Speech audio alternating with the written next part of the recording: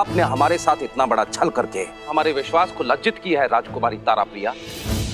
और आप चिकित्सक डॉक्टर ध्रुव, आपको हमने अनुमति के साथ साथ अपना आशीर्वाद दिया था और उसके बदले में हमें क्या मिला?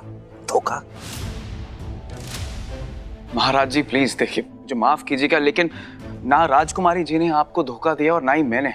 मैं कुछ कहता हुआ अच्छा नहीं लगता, लेकिन एक जिम्मेदार चिकित्सक और इंसान होने के नाते मैं अपनी आंखों के सामने गलत होते हुए भी तो नहीं देख सकता ना। मैंने इन्हें शल्य चिकित्सा के लिए इसलिए चुना है अपना सहायक, क्योंकि सिर्फ यही है इस राज्य में जो मेरी मदद करने योग्य है।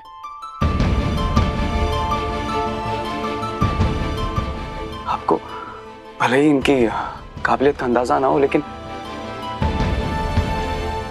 महाराज मुझे है। और आप खुद सोचिए, तो राजकुमारी जी ने जो दवा बनाई है उसकी वजह से तो महावीर यानी कि युवराज जी आप सभी लोगों के सामने जीवित हैं। इतनी बड़ी बीमारी होने के बावजूद भी महाराज जी एक चिकित्सक होने का क्या फर्ज होता है? यही कि वो मरीज के प्राणों की रक्षा करे। और राजकुमारी तारा प्रिया जी ने भी तो वही किया अपने भाई जी का उपचार करके। देखिए राजवैद्य जी अपनी जगह सही है, मैं इनको गलत नहीं साबित कर रहा हूँ यहाँ पे, लेकिन इस पूरे वल्लभगढ़ में तारा प्रिया जैसा अच्छा चिकित्सक कोई नहीं है।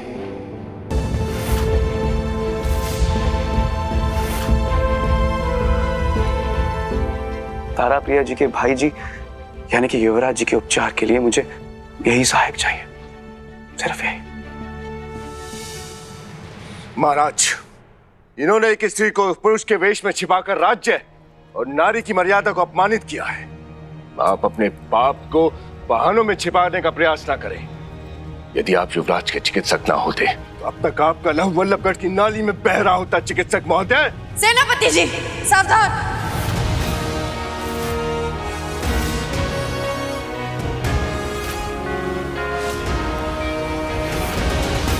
चिकित्सक डॉक्टर ध्रुव हमारे अतिथि हैं और अतिथि देवो भव ये परंपरा शायद आप भूल रहे। कोई इनका अपमान करे हम कदापि सहन नहीं करेंगे। और रही बात वेश बदलने की और सहायक बनने की, तो इनका प्रस्ताव केवल सहायक बनने का था, वेश बदलने का नहीं। राजकुमारी सही कह रही है महाराज।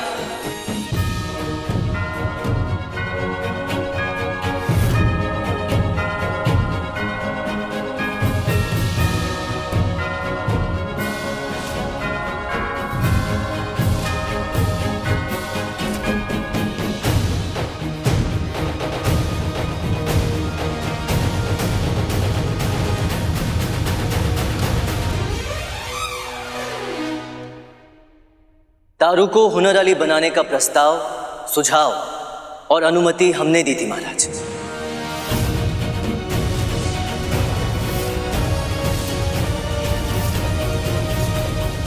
महावीर? जी पिताश्री महाराज, यदि तारू को भेष बदलकर हुनर अली बनने के लिए दंड मिलना चाहिए तो इसके लिए हम सभी को भी दंड मिलना चाहिए। आप कहना क्या चाहते हैं? यही महाराज कि तारू को हुनर अली बनने पर विवश होना पड़ा तो इसका कारण हम सभी तो हैं। सेनापति जी, राजपुरोहित जी, हम भी, और महाराज आप भी।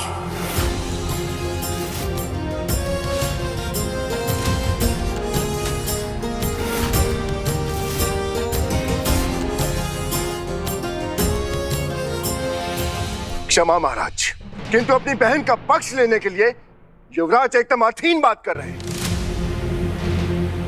हमारी बात का अर्थ समझने के लिए आपको अपनी समझ का तनिक विस्तार करना पड़ेगा सेनापति जी। महाराज, ये तथ्य है कि राजकुमारी तारा प्रिया एक कुशल वैद्य हैं, एक संपन्न चिकित्सक है, किंतु मात्र स्त्री होने के कारण वो किसी का उपचार नहीं कर सकते, अपने भाई जी का भी नहीं। ये इस राज्य का नियम है, तो इसमें दोष हम सबका है, राजकुमारी का नहीं। ये तो इनका बड़प्पन है कि उन्होंने इस बात का विरोध नहीं किया और हुनर अली बनने के प्रस्ताव को स्वीकार किया।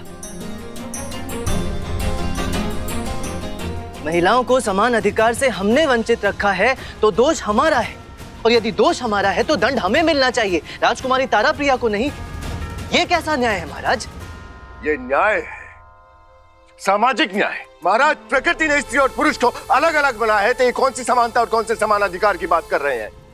पुरुष को बलवान बना है ताकि वो सुरक्षा कर सके, सामना कर सके। स्त्री के अंदर करुणा भरी है ताकि वो अपने परिवार का दायित्व उठा सके। युवराज, जो भेद ईश्वर ने बनाया है उसे आप नकार नहीं सकते।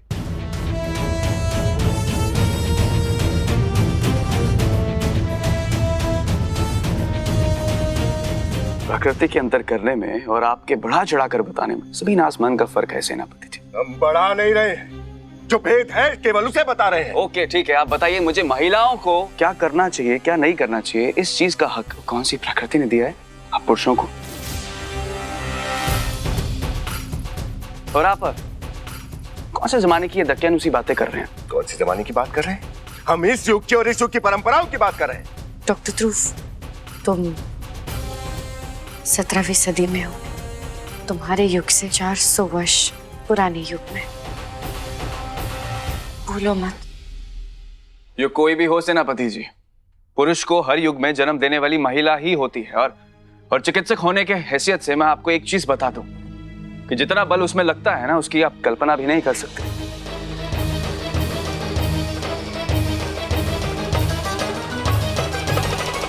और आपने अभी क्या कहा कि पुरुषों में करुणा नाम की चीज नहीं होती।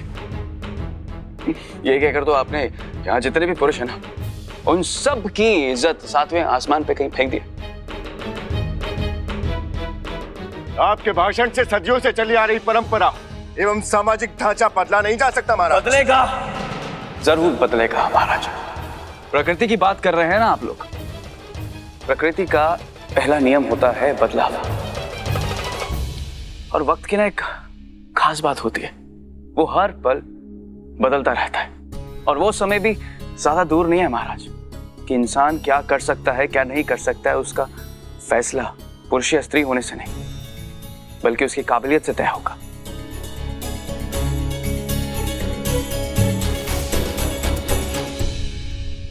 और उस समय की एक छोटी सी शुरुआत आप कर सकते हैं महाराज आज।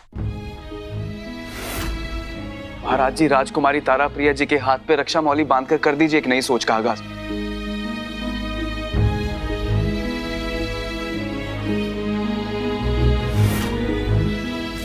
महाराज, एक विदेशी के वक्तव्य से कहीं अधिक बढ़कर है आपका राजधर्म। आप तो सब ज्ञानी है महाराज, किंतु आज आपको चुनना होगा, राजधर्म या पिता धर्म। यदि आज हमने राजकुमारी जी को अनुमति दे दी तो कल इस राज्य की प्रत्येक महिला अपनी लक्ष्मण रेखा पार करने लगेगी महाराज। महाराज जी, लक्ष्मण रेखा साधने से तो अच्छा है कि हम रावण वाली सोच को ही समाज से निकाल के फेंक दें। राजकुमारी जी हमारी होने वाली धर्मपत्नी है।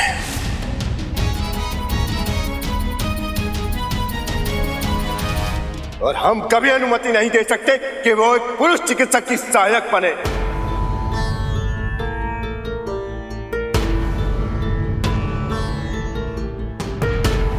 अच्छा ठीक है, ओके, गॉट इट। आपका कहने का मतलब है कि आपकी ये मतलब जो राजकुमारी ताराप्रिया जी हैं, अगर उन्हें श्वास भी लेना है तो वो भी आपसे पूछ कर ले, है ना? कैसा बेतुका सवाल है महाराज? बेतुका सवाल तो लगेगा ही। सबका अधिकार है श्वास लेना। हाँ, अगर श्वास लेना सबका अधिकार है तो राजकुमारी जी क्या करना चाहती हैं क्या नहीं करना चाहती हैं उसका उनके पास अधिकार क्यों नहीं है?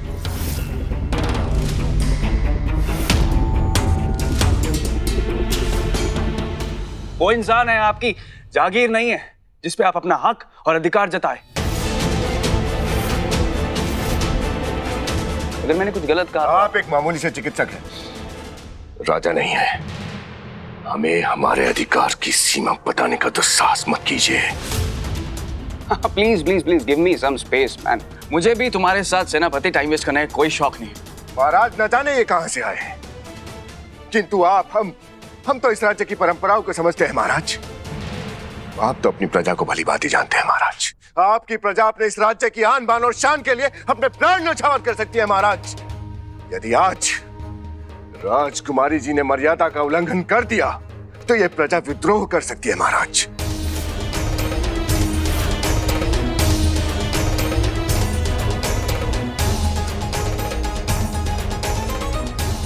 प्रजा जो चाहती है वो हम प्रजा पे ही छोड़ देते हैं ना सेनापति जी। क्या?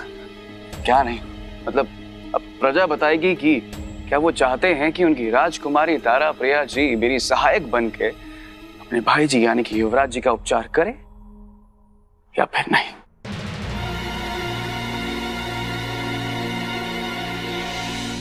प्रजा से पूछ लेते हैं, अर्थात आप क्या चाहते हैं कि हम लोगों के घर घर जाएं और ये प्रश्न पूछें? महाराज जी, आपको लोगों के घर जाकर उनसे पूछने की जरूरत नहीं है, बल्कि लोग आपके पास आएंगे बताने के लिए कि उन्हें कौन से पक्ष का साथ देना है। लेकिन इस चीज के लिए हमें मतदान करना होगा।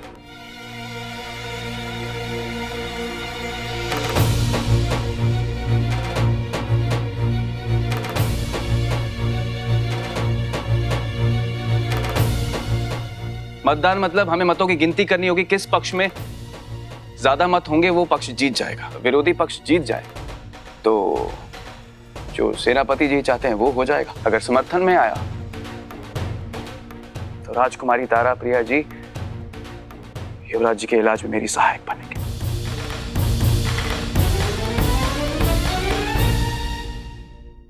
मतदान महाराज, ऐसा आज तक नहीं हुआ है। यह राजतंत्र है, यह अंतिम निर्णय राजा का होता है, प्रजा की राय नहीं ली जाती। हर चीज की शुरुआत कभी ना कभी तो होती है, और आपको तो भरोसा है ना अपनी प्रजा पे कि राजकुमारी जी के वैद्य बनने पे विरोध करेगी। अगर आपका अंदाजा सही हुआ तो वही होगा जो आप चाहते हैं, और अगर आपका अनुमान गलत हुआ तो फिर आपकी एक गलतफहमी दूर हो जाएगी। राजतंत्र की नींव भी तो सेनापति जी प्रजा ही होती है, तो प्रजातंत्र से परहेज किस बात का? प्रजा होती है निरी मूर्ख, इसलिए कोई इन पर राज करता है। प्रजा का हित और अहित केवल राजा तय करता है। मूर्ख कौन होता है जानते हैं? जो स्वयं को सबसे ज्यादा बुद्धिशाली माने। सेनापति जी, हम नियम क्यों बनाते हैं? प्रजा के हित के लिए। तो फिर उनका मत लेने में क्या हर्ज है? महाराज, हमारी विनती है, वल्लभगढ़ में मतदान का आदेश पारित कीजिए। क्षमा महाराज, ये प्रस्ताव हमारी समझ से परे है। महाराज, राजकुमारी जी वैद्य बन सकती हैं या नहीं, ये भला प्रजा कैसे बता सकती है? हाँ, सही कह रहे हैं, सही कह रहे हैं। हाँ, प्रजा कैसे बता सकती है? हाँ, कैसे बता सकती है? नहीं, ऐसा नहीं हो सकता। नहीं, ऐसा नहीं हो सकता। शांत। एक सफल राजा वही होता है जो अपनी प्रजा को समझ सके, उसे सुखी रख सके, और गंभीर विषयों पर अपने राज्य की प्रजा का मन जानना कुछ गलत नहीं।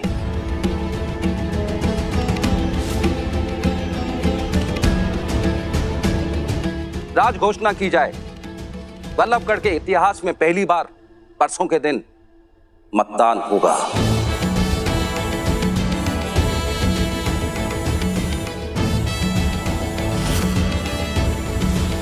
यदि राजकुमारी तारा प्रिया को चिकित्सक का सहायक बनने के हक में मत दिए तो हम राजकुमारी तारा प्रिया को चिकित्सक का सहायक बनने देंगे, और यदि उसके विरुद्ध में मत आए तो राजकुमारी तारा प्रिया इसके आगे कभी भी वैद्य बनने की बात नहीं कहेंगी,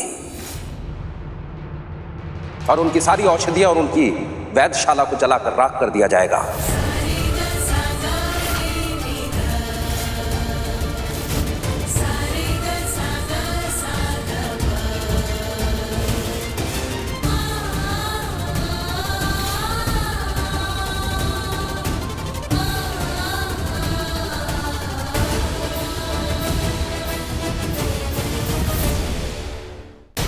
क्या किया तुमने डॉक्टर ध्रुव? वल्लभगढ़ की प्रजा एक स्त्री के वैद्य बनने के पक्ष में अपना मत कदापि नहीं देगी, कदापि नहीं। इस मतदान में वो चिकित्सक भारी मतों से हारना चाहिए। जाओ राज्य में प्रत्येक व्यक्ति को समझा दो कि यदि उन्होंने राजकुमारी के पक्ष में मत दिया तो कल से उनकी बहन बेटियां घर से निकलकर व्यवसाय के अवसर ढूंढने लगेंगी। सामाजिक ताना बाना खराब हो जाएगा, और तो और घर में जो पुरुषों का सत्ताधिकार है वो उनके हाथ से निकल जाएगा। जाओ। अब तक हम छुप छुप के ही सही, चिकित्सा का अभ्यास कर लेते थे, परंतु अब तो वो भी संभव नहीं होगा। सब खत्म हो गया। ये वैधशाला के साथ साथ हमारे सपने भी जलकर भस्म हो जाएंगे।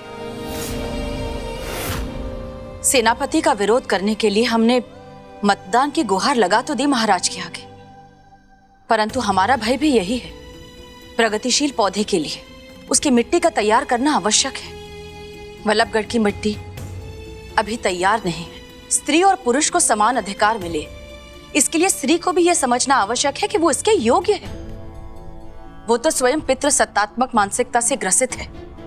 रानी जी, मैं आप लोगों का डर अच्छे से समझ रहा हूँ। इस मतदान में अगर आप जीत गए तो आपके साथ ही साथ आपके राज्य की कितनी स्त्रियों को एक हिम्मत मिलेगी, एक हौसला मिलेगा। अब खुद बताइए, अगर बात समाज को बदलने की हो तो निजी जोखिम भी उठाना पड़ता है महारानी जी।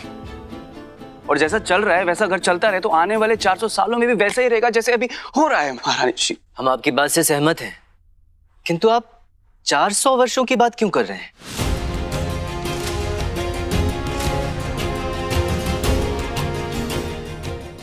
वो हमें ये समझाने का प्रयत्न कर रहे हैं कि यदि हमने अभी प्रयत्न नहीं किया तो 300-400 वर्षों में भी स्त्री को समान अधिकार नहीं मिल पाएगा। महारानी जी सही कह रही हैं। राजकुमारी जी, मैं मानता हूं अगर प्रजा का निर्णय आपके पक्ष में नहीं हुआ तो आपका चिकित्सक बनने का सपना अधूरा रह जाएगा। लेकिन अगर आप जीत गई तो आपके साथ ही साथ आपके राज्य की बाकी स्त्रियों को उनका हक मिल जाएगा। और आपके राज्य की स्त्रियों का भला करना भी तो आपकी, यानी कि राजकुमारी जी की जिम्मेदारी है ना। तारू, आप कर सकती हैं।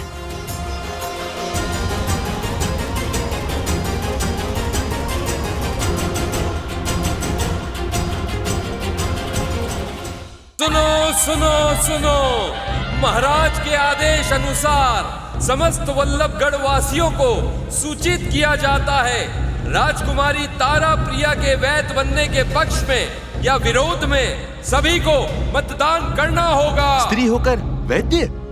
वैद्य तो पुरुष होते हैं ना? ये क्या अनर्थ हो रहा है?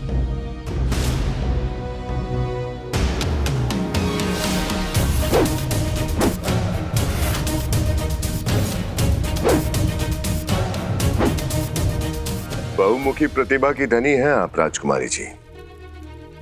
हमें और इस राज्य को गर्व है आपके ऊपर। राज्य के सेनापति को राज्य की राजकुमारी से झूठ बोलना शोभा नहीं देता सेनापति जी। क्या आता है हमें?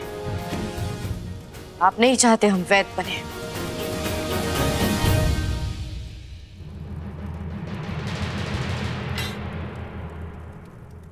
हमें आपकी प्रतिभा पर कोई संदेह नहीं है राजकुमारी जी। हम आपके चिकित्सक बनने का विरोध इसलिए कर रहे हैं क्योंकि हम नहीं चाहते आप ये सब कार्य करें। आप अपने भाई जी का उपचार तो कर लेंगे, किंतु उसके पश्चात क्या? राज्य के सभी पुरुष आपका एक स्पर्श लेने के लिए आपकी वैधशाला के बाहर कतार लगाकर खड़े रहेंगे। ये हम सहन नहीं कर पाएंगे। हम पुरुषों की सोच को अच्छे से जानते हैं। आपसे उपचार के उपरांत वो धूर्त बाहर जाकर ये डंका पीटेंगे कि आपका स्पर्श लेकर आए हैं। इस राज्य की राजकुमारी की क्या गरिमा रह जाएगी? क्या गरिमा रह जाएगी राजकुमारी जी की यदि वो वैद्य बन जाएंगी तो? राजकुमारी भी एक स्त्री है। स्त्री का स्थान तो घर के भीतर होता है, वही रहे तो बेहतर। एक स्त्री सभी पुरुषों को उपचार के नाम पर स्पर्श करे, ये तो सही नहीं है। ऐसी ऊंची सोच की व्यक्ति ही वैद्य जैसे पुण्य कार्य में भी केवल स्पर्श को महत्व दे सकता है। आपने भी तो झूठ कहा था सेनापति जी कि आपके उपचार हेतु हमने आपको स्पर्श किया। क्या तब आपको हमारी गरिमा का विचार नहीं आया? या फिर आप भी उन धूर्त व्यक्तियों में से एक हैं?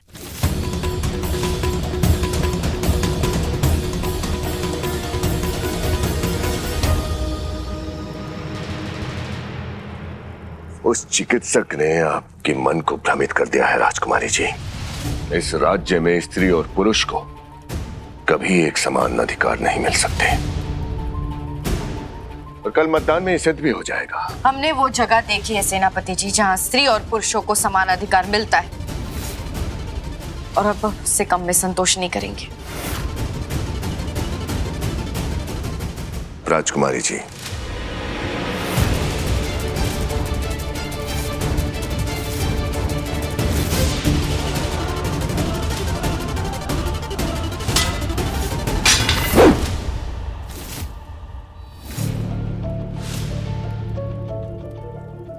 बदलाव आने वाला है सेनापति सम्राट सिंह जी, और बदलाव की आंधी में पेड़ चाहे कितना भी विशाल हो, यदि झुके ना तो उखड़ जाता है।